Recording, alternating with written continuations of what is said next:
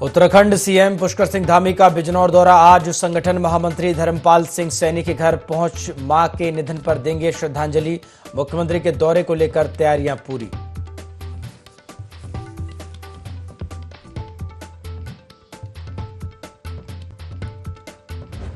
वरिष्ठ नागरिकों को संरक्षण प्रदान करने के लिए धामी सरकार प्रतिबद्ध। सीएम ने वरिष्ठ नागरिकों की समस्याएं सुनने के लिए जिलाधिकारी को दिए निर्देश। जिलाधिकारियों को जिला स्तरीय अपीलीय अधिकरण का बनाया पीठासीन अधिकारी।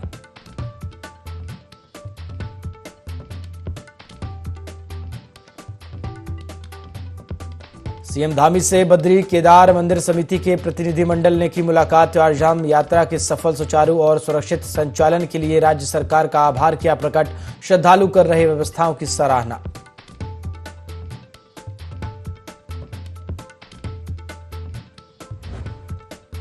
उत्तराखंड में बारिश का कहर, मलबा आने से प्रदेश की 87 सड़कें बंद। देहरादून में देर रात एक व्यक्ति नाले में बहा।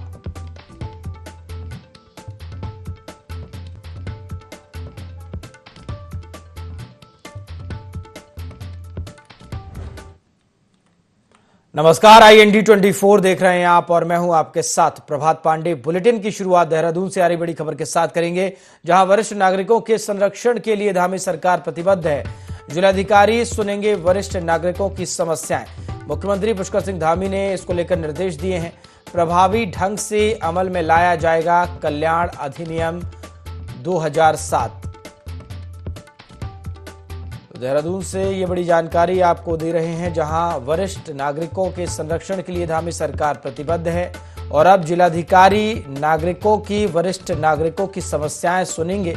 मुख्यमंत्री धामी ने इसको लेकर आदेश दिए हैं और प्रभावी ढंग से अमल में लाया जाएगा कल्याण अधिनियम 2007। इसी के तहत जो तमाम जिलाधिकारी हैं अब वरिष्ठ नागरिकों की समस्याओं को सुनेंगे। उन समस्याओं को समय पर जो है उनका निराकरण किया जाएगा। वरिष्ठ नागरिकों की समस्याओं को लेकर अक्सर जो है सवाल उठते रहे हैं, लेकिन अब धामी सरकार इसी को लेकर जो है उन्होंने आदेश दिए हैं। सीएम धामी ने आदेशित किया है और कहा है कि वरिष्ठ नागरिकों को समस्याएं नहीं होना चाहिए और अब जो तमाम चीज़ें हैं वो इसी के मद्देनज़र की जाएंगी। वरिष्ठ नागरिकों के संरक्षण के लिए धामी सरकार प्रतिबद्ध है। जिलाधिकारी नागरिकों की समस्याओं को अब सुनेंगे।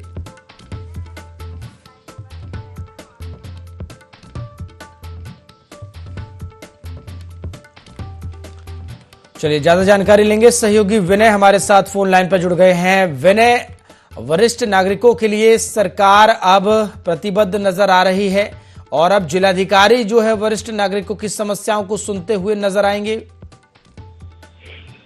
जी बिल्कुल प्रभात, देखिए आपको बता दें कि जिस तरीके से उत्तराखंड के विकास को लेकर के मुख्यमंत्री पुष्कर सिंह धामी लगातार कार्य करते हुए नजर आ रहे हैं, साथ ही साथ उनके कार्यों की वजह से उनकी जो सराहना है वो अन्य राज्यों में भी इस दौरान होती है। तो वहीं अब मुख्यमंत्री पुष्कर सिंह धामी ने साफ तौर पर यहाँ पर जो वरिष्ठ नागरिकों की समस्याएं हैं उनके लिए अब अधिकारियों को, जो यहाँ पर जो जिला अधिकारी हैं उनको दिशा निर्देश दे दिए हैं और उन्होंने साफ तौर पर कहा है कि सरकार जो है वरिष्ठ नागरिकों की जो गरिमा है और उनके संरक्षण को प्रदान करने के लिए पूरी तरीके से प्रतिबद्ध है। और इसी क्रम में जिलाधिकारी को वरिष्ठ नागरिकों की जो समस्याएं हैं उनके समाधान के लिए जिला स्तरीय अपीलीय अधिकरण का पीठासीन अधिकारी जो है इस दौरान बनाते हुए उन्होंने संबंधित शिकायतों का निस्तारण करने को कहा है। तो ऐसे में देखा जा सकता है कि जिस तरीके से बात करें वरिष्ठ नागरिकों की, तो ऐसे में मुख्यमंत्री पुष्कर सिंह धामी की जो ये यहाँ पर पहल है वो काफी सराहनीय है प्रभात। और ऐसे में जिस तरीके से काफी दिक्कतों का सामना भी जो इस दौरान वरिष्ठ नागरिकों को करना पड़ता है, कई जगहों पर जिस तरीके से विभाग में हो जाते हैं तो उनको जो है उस तरीके से उनके काम नहीं हो पाते। तो ऐसे में देखा जा सकता है कि पूरी तरीके से साफ तौर पर दिशा निर्देश यहाँ पर मुख्यमंत्री ने पुष्कर सिंह धामी उन्होंने साफ तौर पर दिशा निर्देश जिलाधिकारियों को दिए हैं कि इनकी शिकायतों का तुरंत जो है इस दौरान यहाँ पर निवारण किया जाएगी। बिल्कुल विनय, किस तरह की समस्याएं वरिष्ठ नागरिकों को आ रही थी, क्योंकि लगातार इस पर सवाल भी उठते आए हैं कि जो वरिष्ठ नागरिक हैं वो अपनी समस्याओं को लेकर परेशान रहते हैं और ठोस तरीके से उनकी समस्याओं का निराकरण नहीं रहता, जिसके कारण ही कहीं ना कहीं सीएम ने, सरकार ने ये आदेशित किया है। किस तरह की समस्याएं वरिष्ठ नागरिकों को आ रही थी और अब किस तरह से उनका निराकरण किया जाएगा? जी, बिल्कुल।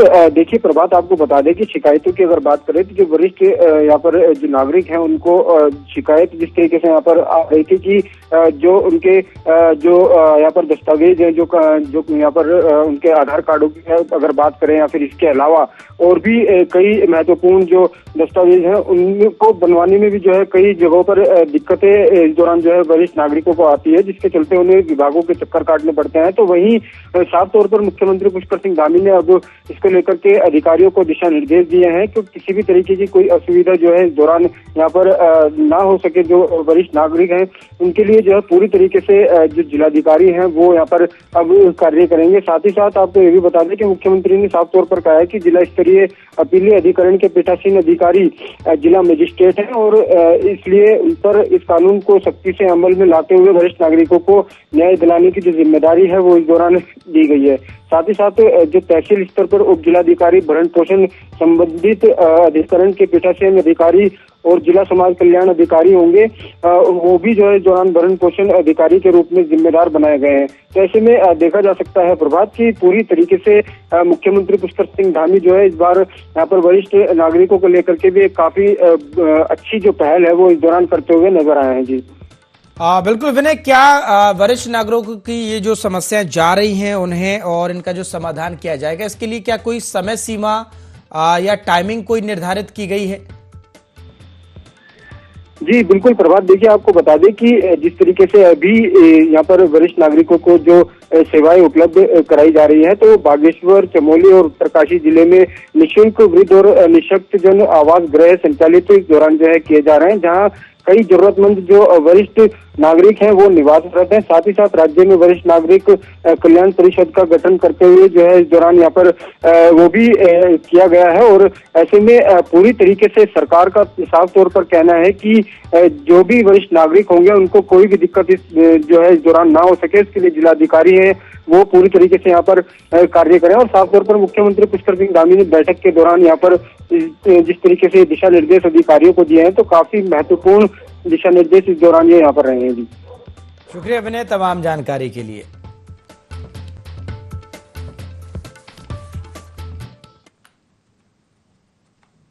आगे बढ़ेंगे। मुख्यमंत्री पुष्कर सिंह धामी से बद्री केदार मंदिर समिति के प्रतिनिधि मंडल ने मुलाकात कर चारधाम यात्रा की सफल व्यवस्था के लिए आभार जताया। समिति अध्यक्ष हेमंत द्विवेदी ने सरकार की आपात सेवाओं, सुविधाओं और मार्ग प्रबंधन की सराहना की। प्रतिनिधिमंडल ने कहा कि इस बार श्रद्धालुओं को बेहतर सुविधा और सुरक्षा मिली। मुख्यमंत्री ने भी समर्पित प्रशासन और टीम के प्रयासों की सराहना की। सीएम धामी ने कहा कि सरकार श्रद्धा, व्यवस्था और सुरक्षा के संतुलन के साथ यात्रा संचालन में जुटी है।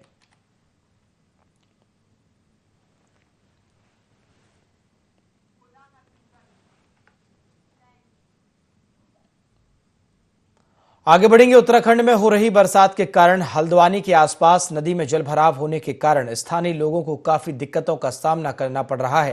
ताजा मामला चोरगलिया की गोला नदी का है, जहां नदी उफान पर है।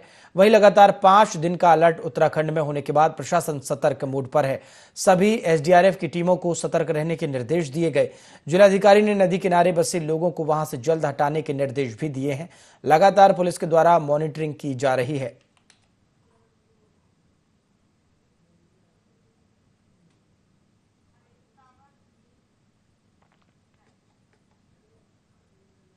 आगे बढ़ेंगे। पूर्व मुख्यमंत्री हरीश रावत डोईवाला पहुंचे, जहां उन्होंने गन्ना विकास समिति के चुनाव में निर्विरोध जीत के अध्यक्ष बनी ओमवती पाल और उपाध्यक्ष हरभजन सिंह के साथ तमाम वरिष्ठ कांग्रेस नेताओं से मुलाकात कर उन्हें बधाई दी।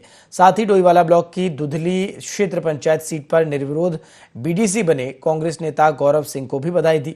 इस दौरान पूर्व मुख्यमंत्री हरीश रावत ने कहा कि किसान राजनीति में कांग्रेस ने हमेशा किसान हित की बात की है, इसलिए समिति के चुनाव में कांग्रेस के लोगों की जीत हुई।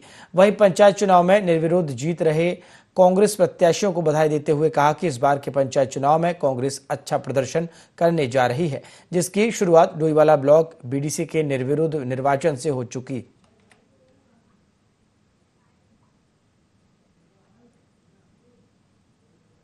लोगों का मैं वैसे भी बड़ा आभारी हूं, और चीनी मिल वाले मामले में जहां तक भी है, लोग कांग्रेस और कांग्रेस के लोगों को विश्वास करते हैं, और उसी का परिणाम ये शानदार जीत है। मैं इन सबको बहुत बहुत बधाई देता हूं। और एक और अच्छी शुरुआत यहाँ हुई है, डोईवाला के लोगों को बहुत धन्यवाद है, उन्होंने ये निर्विरोध चुना है। तो निर्विरोध चुनाव अपने आप में एक बड़ी बात है, तो उसके लिए मैं गिन्नी भाई को बहुत बहुत बधाई। हम तो चुनाव के लिए बिल्कुल तैयार हैं, मगर इन्होंने ये समय क्यों छांटा ये मेरी समझ में भी नहीं आया। ये इस चुनाव को 10 दिन पहले भी कर सकते थे, कौन रोक रहा था इनको, लेकिन इन्होंने उस समय तो जानबूझ करके देरी की, और जब मानसून आया की संभावना आई तो इन्होंने फौरन डेट डिक्लेयर कर दी, और वो भी जनता के दबाव में और कोर्ट के डर से की। अब मॉनसून के अंदर चुनाव सुनिश्चित हो, सुरक्षित हो, ये देखना सरकार का दायित्व। मुख्यमंत्री पुष्कर सिंह धामी की अध्यक्षता में सचिवालय में कैबिनेट की बैठक हुई। बैठक में 6 प्रस्ताव पास हुए। इस दौरान जियो थर्मल नीति पर कैबिनेट की मुहर लगी।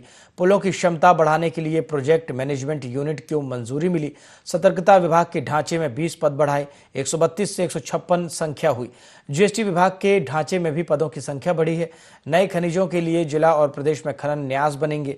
बेटा 18 साल का होने पर अब वृद्धावस्था पेंशन बंद नहीं होगी। कैबिनेट ने प्रस्ताव में संशोधन को मंजूरी दी है।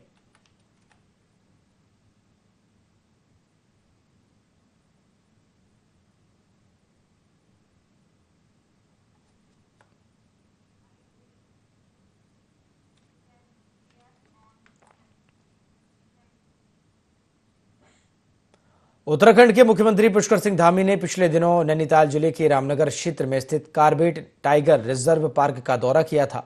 मुख्यमंत्री को इस दौरे के दौरान जिस जिप्सी में कार्बेट की सैर करवाई गई उसकी सुरक्षा ऑडिट ही नहीं की गई। इस गाड़ी की फिटनेस भी 5 साल पहले ही एक्सपायर हो चुकी थी। इसे मुख्यमंत्री पुष्कर सिंह धामी की सुरक्षा से बड़ा खिलवाड़ मानते हुए अब जांच के आदेश दिए गए हैं। खुद मुख्यमंत्री पुष्कर सिंह धामी ने इस विषय में जांच के आदेश की बात कही। जिस गाड़ी में मुख्यमंत्री कार्बेट के भीतर घूम रहे थे उसी गाड़ी में कार्बेट के निदेशक साकेत बडोला भी मौजूद थे, लेकिन एक बार फिर भी यह जानने की कोशिश नहीं की गई। गाड़ी को चुनने से पहले उसके बारे में जान लिया जाए। इस मामले में प्रदेश के वन मंत्री सुबोध उनियाल ने कहा कि जांच करने के बाद ही सब कुछ सामने आएगा। आखिर फिटनेस की जांच की जिम्मेदारी किसकी है?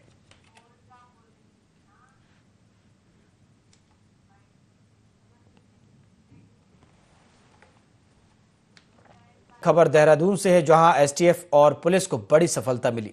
हरिद्वार में बड़ी आपराधिक वारदात को अंजाम देने की फिराक में घूम रहे 2 बदमाशों को प्रेमनगर क्षेत्र से गिरफ्तार किया गया। आरोपियों के पास से 3 पिस्टल, 1 तमंचा, 12 जिंदा कारतूस, 1 कार और 1 बाइक बरामद की गई। दोनों अपराधी पहले भी कई संगीन मामलों में जेल जा चुके हैं और रिहा होकर दोबारा गिरोह सक्रिय करने की कोशिश कर रहे थे। एसटीएफ को गुप्त सूचना मिली थी, जिस पर देर रात सफल कार्रवाई की गई। पूछताछ जारी है और गैंग से जुड़े अन्य लोगों की तलाश भी तेज है।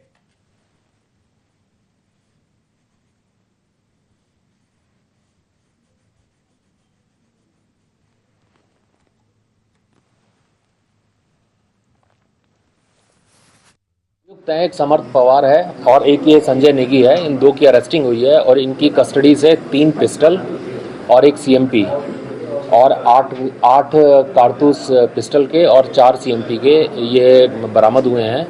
और जो इनसे पूछताछ हुई है, प्रारंभिक पूछताछ, इसमें ये जानकारी मिली है कि जो समर्थ पवार है ये रुड़की जेल में निरुद्ध चीनू पंडित के संपर्क में था और उसी के इंस्ट्रक्शंस पे असले इकट्ठे कर रहा था और उसके इंस्ट्रक्शंस पे उसको ये बताया गया था कि जो पेरोल से बाहर आएगा तो ये कोई वारदात करने की फिराक में थे। तो इसमें एसटीएफ को जब इनपुट मिला, इसको डेवलप किया गया तो 4 असले बरामद हो गए हैं और इसी कड़ी में कुछ 7 वेपन इन्होंने और जो है सप्लाई किए हैं, जिनकी जानकारी मिली है, जिसके लिए हमारी टीमें ऑलरेडी फील्ड में हैं। तो इस मॉड्यूल को बस्ट कर दिया गया है, जिससे कि भविष्य में ये इस प्रकार की कोई वारदात कर पाते। आगे बढ़ेंगे। हरिद्वार में जिला सैनिक कल्याण परिषद की त्रैमासिक बैठक मुख्य विकास अधिकारी आकांक्षा कोंडे की अध्यक्षता में आयोजित हुई। बैठक में जिला स्तरीय अधिकारी और पूर्व सैनिक शामिल हुए। जिला सैनिक कल्याण अधिकारी सेवानिवृत्त विंग कमांडर डॉक्टर सरिता पवार ने कुशल संचालन करते हुए सभी का स्वागत किया और पूर्व सैनिकों की समस्याएं प्रस्तुत की। मुख्य विकास अधिकारी ने समस्याओं को गंभीरता से सुना और संबंधित विभागों को त्वरित कार्रवाई के निर्देश दिए। साथ ही कई समस्याओं का तत्काल निस्तारण किया गया। इस दौरान शहीद स्मारक निर्माण के प्रस्ताव पर चर्चा हुई। कोंडे ने पूर्व सैनिकों के योगदान की प्रशंसा की और उनकी समस्याओं की प्राथमिकता आधारित समाधान का आश्वासन दिया।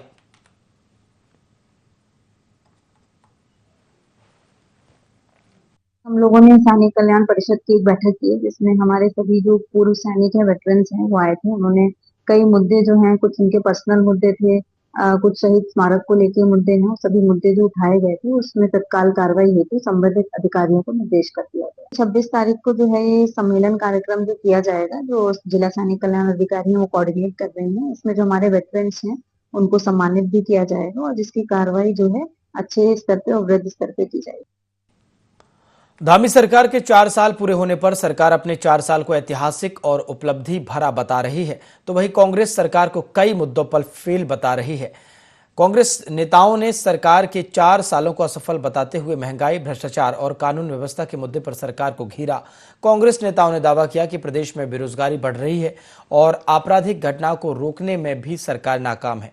वहीं पिछले दिनों चर्चा में रहे भाजपा नेत्री द्वारा अपनी नाबालिग बेटी को देह व्यापार में धकेलने के मामले को लेकर भी कांग्रेसियों ने सरकार और भाजपा पर सवाल उठाया।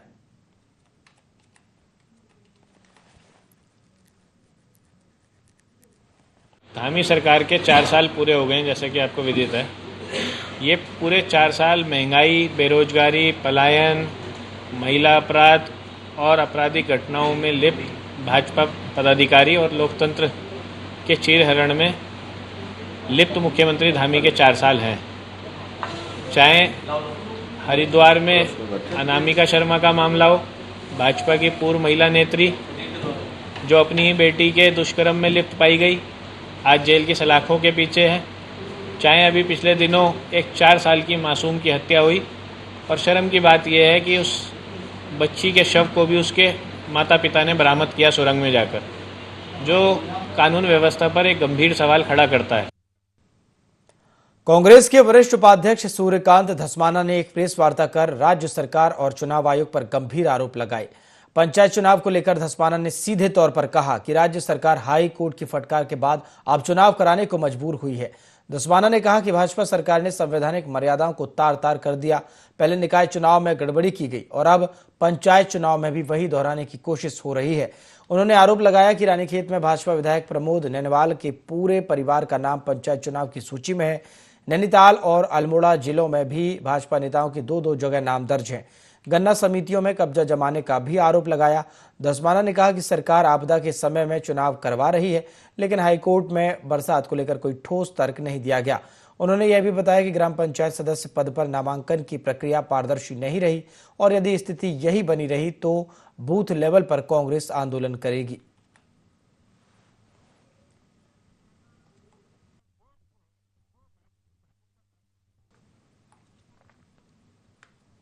हल्द्वानी के बुद्ध पार्क के अंदर ट्रेड यूनियन के द्वारा अपनी कुछ मांग को लेकर हड़ताल का आयोजन किया गया, जिसका समर्थन परिवर्तन क्रांति दल के द्वारा भी किया गया।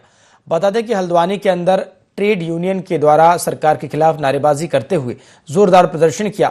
वहीं लोगों का आरोप है कि जिस प्रकार से सरकार के द्वारा नई योजनाएं बनाकर कर्मचारियों को परेशान किया जा रहा है और बैंक को निजी हाथों में दिया जा रहा है, सरकार अपने फायदे के लिए सारी नीतियां बना रही है और कर्मचारियों को परेशान कर रही है। वहीं लोगों ने यह भी कहा कि अगर हमारी मांगें नहीं मानी गई तो हम लोग उग्र आंदोलन करने के लिए मजबूर होंगे।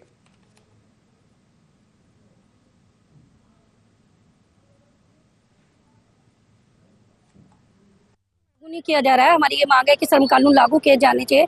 भोजन माताओं के लिए भी श्रम कानून लागू नहीं किए गए हैं। जो स्कूलों का विलयकरण हो रहा है, विलयकरण पर रोक लगनी चाहिए। भोजन माताओं को न्यूनतम वेतन, स्थायी रोजगार की दिया जाना चाहिए। उसके अलावा जो मजदूर है उनकी मांगे मानी जाए। उत्तराखंड सरकार द्वारा चलाई गई क्लस्टर योजना के तहत विद्यालयों के समायोजन का चंपावत जिले में जगह जगह विरोध होने लगा है। जिले के पाटी ब्लॉक के राजकीय इंटर कॉलेज टांड को 35 किलोमीटर दूर राजकीय इंटर कॉलेज चौड़ा पिता में समायोजन किए जाने पर क्षेत्र के ग्रामीण भड़क गए। बुधवार को टांड के निर्विरोध ग्राम प्रधान शेखर गढ़कोटी के नेतृत्व में ग्रामीणों और अभिभावकों ने भारी बारिश के बावजूद विद्यालय के समायोजन होने पर शिक्षा विभाग के खिलाफ जोरदार नारेबाजी करते हुए जीआईसी टांड में जोरदार प्रदर्शन किया। विद्यालय का समायोजन करने पर उग्र आंदोलन की चेतावनी दी है। निर्विरोध ग्राम प्रधान चंद्रशेखर गढ़कोटी ने कहा है कि मामले को लेकर मुख्यमंत्री उत्तराखंड और जिलाधिकारी चंपावत को ज्ञापन प्रेषित किया जाएगा।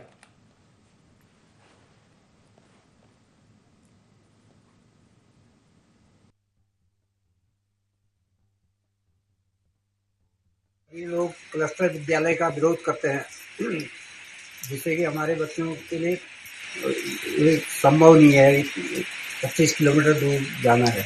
सभी लोगों ने यहाँ पे आके क्लस्टर विद्यालय के विषय में अपनी राय यहाँ पे रखी, क्योंकि लोग काफी आक्रोशित हैं, नाराज हैं। जबकि हमारे यहाँ से विद्यालय चुना पिता में, जिसमें क्लस्टर विद्यालय का एक प्रारूप जो बनाया गया है, ये विद्यालय हमारे यहाँ से 25 किलोमीटर दूर है, जहाँ पे जाने के लिए बहुत ही दिक्कतों का सामना करना पड़ेगा। एक तरफ जहाँ सरकार पलायन रोकने के लिए कार्य कर रही है, दूसरी तरफ अगर इस तरह से हमारे शिक्षा के क्षेत्र में क्लस्टर विद्यालय के रूप में दूसरी जगह अगर शिफ्ट किया जाएगा तो हमारे पलायन की जगह यहाँ पे पलायन और बढ़ेगा, लोग यहाँ से जाएंगे, क्योंकि शिक्षा स्वास्थ्य यही चीजें मेन होती हैं। आगे बढ़ेंगे। उत्तरकाशी की रामा जिला पंचायत सीट पर पूर्व नगर पंचायत अध्यक्ष हरिमोहन नेगी के नामांकन को होल्ड पर रखा गया। वहीं पूर्व नगर पंचायत अध्यक्ष हरिमोहन नेगी ने प्रेस वार्ता कर आरोप लगाया कि उनका नाम षड्यंत्र के तहत हटाया गया है। हाईकोर्ट के आदेश के बाद राज्य सहायक निर्वाचक अधिकारी पुरोला द्वारा उनको सुबह 11 बजे बुलाया गया था और सुबह 9 बजे नामांकन के लिए जिला पंचायत ऑफिस बुलाया गया था। उनके साथ जानबूझकर राजनीति की जा रही है और प्रयास किया जा रहा है कि उनका नामांकन रद्द हो।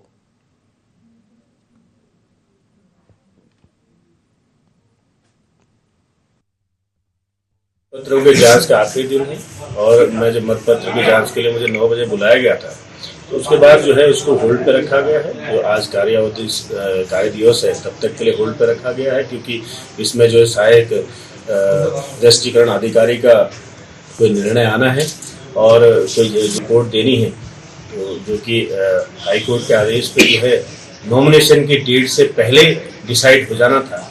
आज जो है स्क्रूटनी की डेट है, जांच की लास्ट डेट है।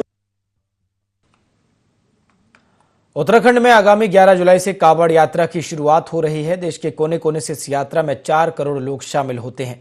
कावड़ियों की सुरक्षा और कावड़ के नियमों का पालन कराने के साथ साथ यात्रा को व्यवस्थित करने को लेकर मुख्यमंत्री पुष्कर सिंह धामी ने अधिकारियों को निर्देश दिए हैं। मुख्यमंत्री धामी ने कहा है कि कावड़ मार्गों पर वेरिफिकेशन ड्राइव भी चलाई जा रही है। इसके साथ साथ कावड़ यात्रा में नशा मुक्ति का भी संदेश दिया जा रहा है। कावड़ियों से कावड़ के नियमों का पालन करने की अपील की जा रही है। सुरक्षा को लेकर पिछले दिनों हरिद्वार में अधिकारियों के साथ बैठक कर उन्हें दिशा निर्देश दिए गए हैं। इसके अलावा इंटर स्टेट अधिकारियों की मीटिंग भी हुई है। हमारी वेरिफिकेशन ड्राइव तो चल ही रही है और हम चाहते हैं कि सभी यात्राओं की तरह कांवड़ यात्रा भी पूरी तरह से स्वच्छ हो, शुद्ध हो, हर प्रकार से प्रमाणिक हो।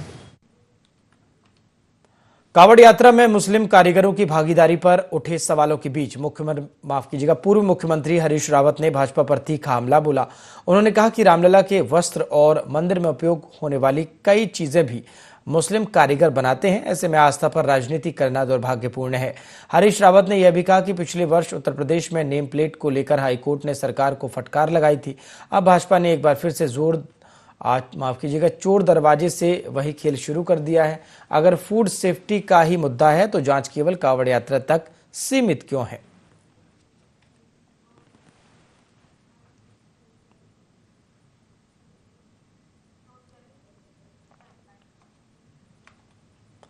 बुलेटिन में फिलहाल इतना ही। देखते रहिए IND 24। नमस्कार।